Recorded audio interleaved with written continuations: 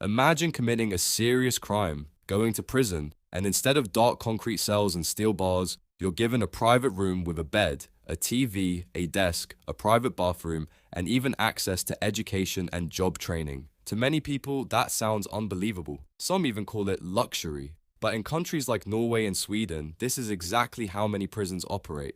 So why would governments spend so much money on people who broke the law? The answer may surprise you. When most people think of prison, they imagine punishment. The harsher the conditions, the better. But Norway and Sweden see prisons differently. Their goal isn't just to punish criminals, it's to make sure they don't commit crimes again. This philosophy is called rehabilitation. The idea is simple. One day, almost every prisoner will return to society. The question is, do you want them to return angry, traumatized, and more dangerous, or educated, employed, and less likely to offend again? One of the best-known examples is Halden Prison in Norway. Often called one of the world's most humane prisons, inmates have private rooms with natural light, a desk, a television, and their own bathroom. The prison also offers music studios, workshops, sports facilities, vocational training, and education. Guards don't simply lock prisoners behind doors, they interact with them daily, helping build trust and prepare them for life after prison.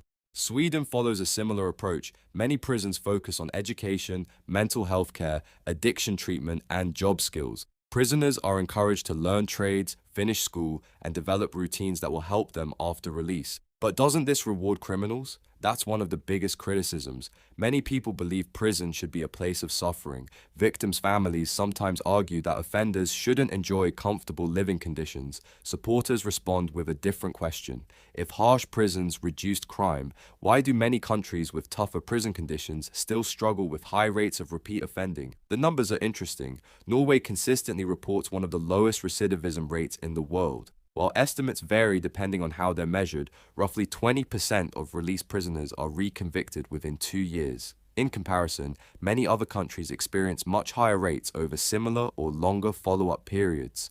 Researchers believe rehabilitation, education, mental health support, and successful reintegration all play important roles. Of course, prison in Norway or Sweden is not a vacation. Prisoners lose their freedom, their movements are controlled, they live under strict rules. Visits are regulated. Many spend years separated from family and friends. The punishment is the loss of liberty, not degrading living conditions. Officials argue that treating inmates with dignity reduces violence inside prisons and helps prepare them for a law-abiding life after release.